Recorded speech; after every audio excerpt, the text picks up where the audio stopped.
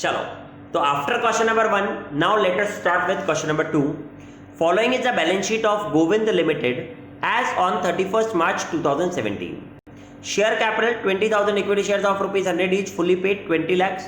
Reserve fund 5 lakh, sinking fund 1 lakh, workman accident compensation fund estimated liability 10,000, that is 50,000. Development reserve 1 lakh, staff provident fund 1 lakh 50, sundry creditors 1 lakh 40, A debentures 4 lakh, debentures 10 lakh, loan from Ramakrishna Limited 1 lakh. Goodwill 4 lakh, land and building 15 lakh 60,000, plant and machinery 14 lakh, patent rights 3 lakh 50,000, stock 2 lakh, sundry debtors 4 lakh, investments 1 lakh, cash at bank 1 lakh 30,000. That is the balance sheet given of Govind Limited. इसके बाद हमें क्या given है? तो they have given us Ramakrishna Limited absorbed Govind Limited as on the date of the above balance sheet. The terms being, क्या क्या terms थी? The payment of cost of absorption not exceeding 8,000. ठीक है, वो आपको cost of absorption भी दे रहा है, मतलब इस बार न्यू कंपनी रामाकृष्णा लिमिटेड ही पे रही है आपके एब्जॉर्प्शन के कॉस्ट, मगर कहां तक? 8,000 तक. ठीक है. The repayment of B debentures at a premium of 5% in cash.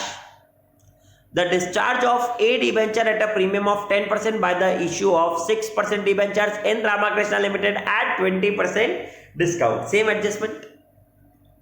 A payment of rupees 15 per share in cash. Allotment of 7% preference shares of rupees 100 each fully paid and 5 equity shares of rupees 10 each fully paid for every 4 equity shares in Govind Limited. ये purchase consideration है, और इससे पहले तो दे देते ना payment of 15 पर share in cash, वो भी परचेज कंसिडरेशन. तो आप उसके आगे जैसे इसमें लिखा हुआ है आप भी पीसी लिख सकते हो, ताकि आपको पता पड़ जाए ये परचेज कंसिडरेशन टाइम देखना है पॉइंट.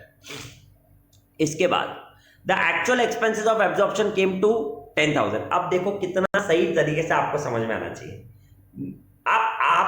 आपने एक पार्टी करी साहब, ठीक है, मैंने बोला कि मैं आपको रिइंबर्समेंट करूंगा 8,000 रुपए का. आपने पार्टी करी और आपका खर्चा आया 10,000 रुपए का. तो आप ये बताओ मेरी बुक्स में कितने की एंट्री और आपकी बुक्स में कितने की एंट्री? सिंपल सी बात है, आप लोगों को 2,000 पे करने पड़ेंगे एक्स्ट्रा, तो आप एंट्री अपनी बुक्स में 2,000 के लिए पास करोगे, relation account debit to cash bank, और मैं मेरी बुक्स में एंट्री पास कर दूंगा गुडविल या capital reserve account debit to cash bank 8,000 रुपए. यही वाली बात. तो यहां पर 10,000 को हमें दो पार्ट्स में बांटना पड़ेगा. 8,000 रुपए तो न्यू कंपनी में डालने और 2,000 रुपए ओल्ड कंपनी को बेयर करने पड़ेंगे. चलो ठीक है. The stock of Govind limited include goods valued at 56,000 purchase from Ramakrishna limited. Old company ने परचेज करे हैं, which company invoice goods at cost plus 16.2/3%, मतलब 1/6 हो गया वो 1/6 कॉस्ट प्लस 1/6. तो कॉस्ट प्लस 1/6 मतलब 1/7 ऑफ सेल्स. भाई कॉस्ट पर 1/6 है तो 1/7 सेल्स पर होगा. वो 1 ऐड कर देते ना अपन, numerator add to the denominator, इसलिए. ठीक है. The director of Ramakrishna limited decided to create a provision of 5% on sundry debtors in the doubtful debts. Contingent liability of 1 lakh of Govind Limited settled by Ramakrishna Limited at 20,000. Debtors of Govind Limited मतलब old debtors की बात कर रहा है, include 50,000 due from Ramakrishna limited. तो ये आपका inter company date भी हो गया. बहुत बहुत बहुत अच्छा क्वेश्चन है. चलो ठीक है. Pass journal entries in the books of Ramakrishna limited. How lucky you are, selling company का कुछ भी नहीं करना है, सिर्फ हमें जर्नल एंट्रीज पास करनी है in the books of Ramakrishna limited. तो very very good question now this time.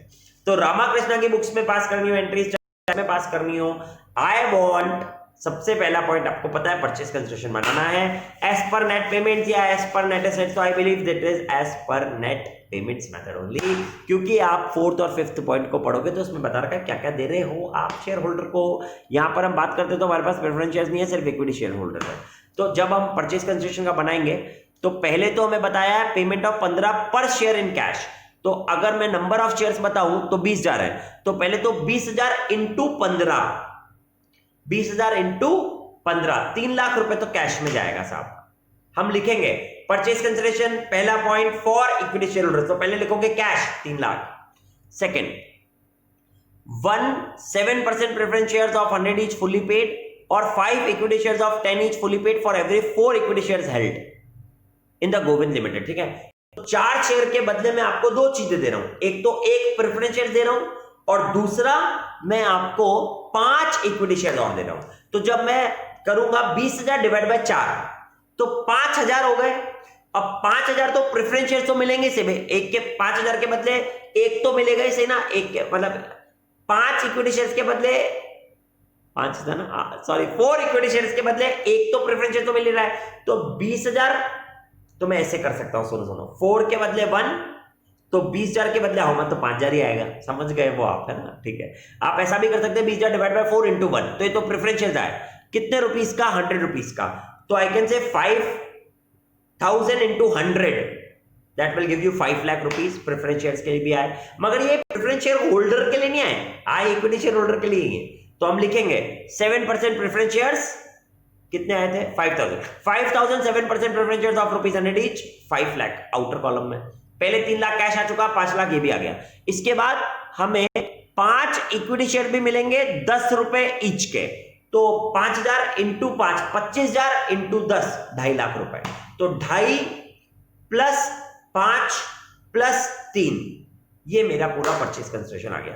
Check करते हैं क्वेश्चन नंबर 2 के लिए चेक करते हैं। Yes, calculation of PC, if you will check, as per AS 14 the PC should be consist of the payment made to the shareholder, hence it could be on the basis of adjustments 4 and 5। cash 3 lakh, preference shares का 5 लाख, और इसी के बाद check करोगे तो equity shares in Ramakrishna limited 2.5 lakh, तो total मिलाकर के 10,50,000 का पीसी आ गया। बोलो यहां तक बात समझ में आ गई? यस आ गई। चलो आगे बढ़ते हैं। अब journal entries in the Ramakrishna pass करनी है, तो पहली एंट्री आपको पता है क्या होती है, that entry will be business purchase account debit to liquidator of Govind limited 10,50,000 10,50,000। बोलो क्लियर क्लियर। सेकेंड एंट्री क्या होती है, तो liquidator account debit to preference share capital 5 lakh, 7% preference share capital 5 lakh, to equity share capital 2.5 lakh, इस बार प्रीमियम नहीं है, and to cash bank 3 lakh. बोलो समझ में आ गई? यस सब समझ में आ गई। और 10,50,000 लिक्विडेटर में आ गया। बोलो दोनों entry clear clear clear clear. Third entry चलते हैं। अब थर्ड एंट्री में ऑल एसेट्स जो भी taken over at revise value पर लेने, ठीक है। तो let us read this now. मैं अपने आप को यहां रखता हूं, ठीक है। अब मैं पढ़ रहा हूं। तो सबसे पहले ये तो बाद में आएगा, पहले एसेट्स में क्या क्या आया। रामाकृष्णा लिमिटेड इनवॉइस, ये तो परचेज कंसिडरेशन वाली बात है। छठा वाला पॉइंट भी काम का नहीं है, अभी तो ये भी काम का नहीं है। 8th वाले पॉइंट में ये तो बाद में क्रिएट करना है। कंटिजेंट लायबिलिटी को सेटल करा, ये भी बात की बात है, और डेटर्स भी बात की बात है। तो सारे एसेट्स जो यहाँ पर दे रखे हैं बस वही वैल्यूज पर हमें लिखना है। तो let us check this values now. सबसे पहले आप लिखोगे गुडविल, तो बैलेंसिंग फिगर आता है तो वो तो टेक ओवर में आना नहीं है, ठीक है। तो land and building account debit 1560, plant and machinery 14 lakh, patent right 3 lakh 50, stock 2 lakh, sundry debtors 4 lakh, investments 1 lakh, cash at bank 1 lakh 30। ये आप पूरा का पूरा लोगे, मगर 1 लाख 30 में से 8,000 रुपीज जो हम एक्सपेंसेस, सॉरी 2,000 रुपीज जो हम एक्सपेंसेस के देने वाले थे वो लेस कर देना आप। तो 130 का जगह 128 आ जाएगा। बोलो यहां तक बात समझ में आई है? ये सारे डेबिट कर दिए। टू लाइबिलिटीज में जब हम जाएंगे तो आई बिलीव सबसे पहले स्टाफ प्रोविडेंट फंड 150 आएगा, सन्ड्री क्रेडिटर्स 140 आएगा। टू पीबीडी भी बना देना आप डेटर्स का, बट वो पीबीडी कैसे बनाएंगे वो भी मैं बताऊंगा अभी आपको, है ना। फिर उसके बाद ए डिबेंचर्स और बी डिबेंचर्स की वैल्यू यही नहीं लिखनी है हमें, और लोन फ्रॉम रामाकृष्णा लिमिटेड भी लिखना तो एक राइट साइड में 1 लाख रुपए का ही। अब ये ए डिबेंचर और बी डिबेंचर की वैल्यू हम यहां से देखेंगे कि कितनी कितनी लिखनी है। तो क्योंकि रिवैल्यूड फिगर पे लिखते ना, तो repayment of B debenture at a premium of 5%। तो आपका जो बी डिबेंचर लिखोगे ना वो 10 लाख की जगह 10,50,000 लिखना, 5% का प्रीमियम। और ए डिबेंचर को हम 10% के प्रीमियम पर, तो वो 4,40,000 रुपए हो जाएगा ए डिबेंचर। तो ए डिबेंचर 4,40,000 रुपए और बी डिबेंचर 10,50,000 रुपए आ जाएगा, ठीक है। बाकी लोन फ्रॉम रामाकृष्णा 1 लाख आएगा, सन्ड्री क्रेडिटर्स आपका 140 आएगा, स्टाफ प्रोविडेंट फंड 185 आएगा। अब जो डेटर्स थे वो 4 लाख के थे, इसमें से inter company debt, debtors of Govind limited 50,000 included है, तो इंटर कंपनी डेट 50,000 है, वो भी माइनस नहीं करना है, लिखना तो 4 लाख ही है, मगर जब पीबीडी बनाना है तो 4 लाख में से 50,000 माइनस करके 3.5 लाख का पीबीडी बनाओगे 5% का, तो 3.5 लाख का 5% का पीबीडी बना करके क्रेडिट साइड में वो भी लिख देना। बोलो समझ में आ गई बात? यस सर समझ में आ गई। अब हम इसको चेक करते हैं, देखो यही सब करा है क्या इसने। थर्ड एंट्री जो हम बात कर रहे थे ना, पहली एंट्री तो आपको समझ में आ गई थी, बिजनेस परचेज टू लिक्विडेटर, ये सेकंड एंट्री में वो कर देता, थर्ड एंट्री वही वाली करेगा। तो देखो land and building as it is लिख दिया, plant and machinery, patent right, stock, sundry debtors सब कुछ एज इट इज इन्वेस्टमेंट, और देखो कैश और बैंक इकट्ठा आ गया, ये तो क्लियर।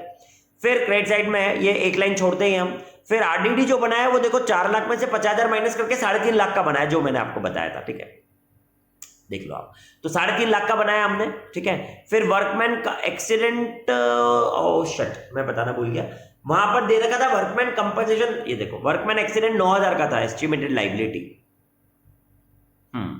ये रही एस्टिमेटेड लाइबिलिटी 9,000, इसलिए वो 9,000 आ गई, नहीं होती तो नहीं आती, मैंने डायरेक्टली यहीं से देख लिया था। हाँ तो एस्टिमेटेड लाइबिलिटी तो हमने वो भी लिख दिया, वर्कमैन कंपनसेशन, ठीक है। तो ये वर्कमैन कंपनसेशन भी आ गया आपका 9,000 का। फिर staff provident fund as it is आ गया, क्रेडिटर्स एज इट इज आ गया, बी डिबेंचर्स और ए डिबेंचर होल्डर 4,40,000 और 10,50,000 आ गया। फिर loan from RK limited as it is 1 lakh आ गया, और बिजनेस परचेज आ गया। फिर हमने डिफरेंस देखा तो देखो कैपिटल रिजर्व आ रहा है आपके पास 11,81,500 का। आई बिलीव समझ में आ गई ये वाली बात, ठीक है। ये थर्ड एंट्री होने के बाद अब हम आ जाते हैं वापस से यहीं पर, तो फोर्थ एंट्री तो आपको पता ही है। फोर्थ एंट्री क्या होगी, जो हमने एक्सपेंसेस 8,000 हमने पे करे हैं, तो entry capital reserve account debit to cash bank 8,000 है ना, थर्ड एंट्री, मतलब थर्ड और फोर्थ आप समझ गए, फोर्थ एंट्री होगी। अब हम क्या कर रहे हैं, बी डिबेंचर्स को पेमेंट कर रहे हैं, तो B debentures account debit to cash bank, B debentures को हम 4,40,000 ही तो थे, सॉरी मैंने उल्टा कर दिया था क्या, 10 लाख, हाँ तो B debenture 10,50,000 account debit to cash bank 10,50,000, हाँ तो सही तो कर रखा है, ठीक है। वो 4,40,000, हाँ पहले बी डिबेंचर कर दिया, ठीक है। अब नेक्स्ट ए डिबेंचर्स को हम डिस्काउंट पर देते ना, तो वापस एंट्री क्या हुई, A debentures account debit 4,40,000, discount on issue of debenture account debit वो बाद में निकालेंगे, टू कितना परसेंट डिबेंचर्स, 6% डिबेंचर्स अकाउंट। अब कैसे निकालोगे, 4,40,000 डिवाइडेड बाय 80 करके, क्योंकि 20% का डिस्काउंट है, तो 100 रुपए का मानोगे तो 80 से डिवाइड करो, तो 4,40,000 डिवाइड बाय 80, जो भी आएंगे नंबर ऑफ डिबेंचर्स, इनटू 100 करोगे तो वो 6% डिबेंचर्स में लिख देना, इनटू 20 करोगे तो डिस्काउंट में लिख देना। ये एंट्री भी समझ में आ गई, तो पहले मैं ये एंट्रीज भी दिखा देता हूं आपको।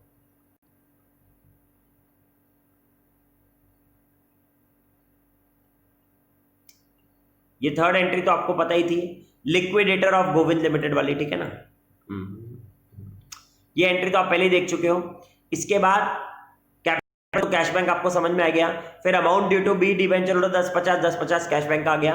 फिर amount due to debenture holder देखो 4,40,000, तो इसने डिवाइड करके निकाला है, 4,40,000 डिवाइड बाय 80 करके, तो आपको पता पड़ जाएगा दैट विल बी 850,500 शेयर आ गए, तो डिस्काउंट इनटू 20 कर दिया, और वो यहाँ पर 5,50,000 भी आ गया 100 रुपए से करके। यहां तक समझ में आ गया। अब चलते हैं हम आगे। अब नेक्स्ट एंट्री की बात करते, तो अब आपको पता पड़ गया, ये यहां तक कंप्लीट हो गया ये वाला, है ना। अब देखो इनवॉइस गुड्स है, तो यानी मेरे स्टॉक के अंदर जो मैं स्टॉक लेकर के आया हूं उसके अंदर 1/7 का प्रॉफिट होगा, तो मेरे को हटाना है, तो मैं एंट्री पास करूंगा कैपिटल रिजर्व अकाउंट डेबिट, क्योंकि मेरे पास जो उससे प्रॉफिट आया वो नहीं होगा, अब तो कैपिटल रिजर्व अकाउंट डेबिट 56,000 का स्टॉक मेरे पास बचा हुआ था ना, तो 56 का 1/7 मतलब 8,000, तो capital reserve account debit 8,000 to stock 8,000, ये मैंने 56,000 में से स्टॉक रिजर्व निकाल दिया एक तरीके से, तो ये एंट्री हो जाएगी। इसके बाद प्रोविजन की कुछ बात नहीं है, कॉन्टिंजेंट लाइबिलिटी मेरा मिस्टेक नहीं है, हम इसकी डायरेक्टली एंट्री पास कर देंगे, capital reserve account debit to cash bank 20,000, क्योंकि हमको ये पे करनी पड़ी है, तो capital reserve account debit to cash bank 20,000 आप ये पे कर दोगे। उसके बाद आपको ये इंक्लूड है, तो creditors account debit 50,000 to debtors 50,000, ये आपकी सारी एंट्रीज हो गई कंप्लीट। कॉन्टिजेंट लायबिलिटी की भी आप समझ गए ना। देखो इसके बाद इसने capital reserve account debit to stock तो कर दिया 8,000 जो मैंने आपको बताया, आई बिलीव आप देख सकते हो। इसके बाद capital reserve account debit cash bank, तो जो हमने वो कॉन्टिजेंट लायबिलिटी पे करी उसकी भी एंट्री कर दी इसने। उसके बाद यस, तो क्वेश्चन नंबर 2 की ये रही आपकी क्रेडिटर्स टू डेटर्स वाली एंट्री भी 50,000। और क्या बाकी है, तो जो लोन फ्रॉम रामाकृष्णा लिमिटेड था जो हम लेकर आए उसको डेबिट कर देंगे, and to loan to Govind limited वो वाली भी एंट्री आप कर दोगे, ठीक है। इसी के साथ साथ जब हम क्वेश्चन नंबर 2 में आते हैं तो आई बिलीव देखो क्वेश्चन नंबर 2 में आपके पास डेवलपमेंट रिजर्व है ना, this is your statutory reserve, तो इस डेवलपमेंट रिजर्व को भी हम ट्रांसफर करेंगे, तो हम एंट्री पास करेंगे amalgamation adjustment account debit to development reserve account 1 lakh. अगर यही डेवलपमेंट रिजर्व ओल्ड कंपनी की बुक्स में भी आपको पूछते तो ये कहां जाएगा, तो ये इक्विटी इंश्योरेंस अकाउंट के क्रेडिट साइड में जाएगा, जैसे हम जाते हैं सारे रिजर्व को डालते हैं वैसे ही।